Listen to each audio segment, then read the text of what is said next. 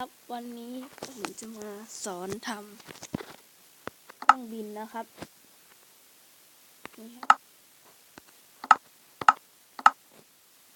เครื่องบินแบบผ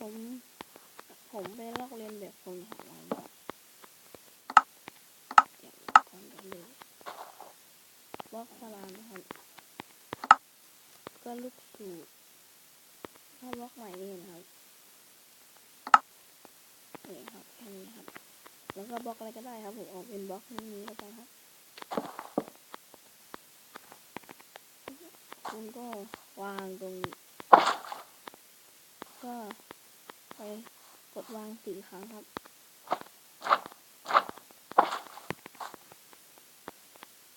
แล้วคุณก็ทุบตรงนี้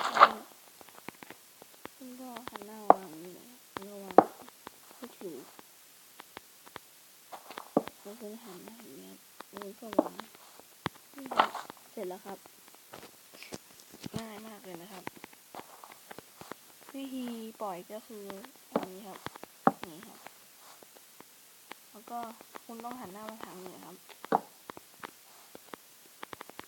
แล้วคุณก็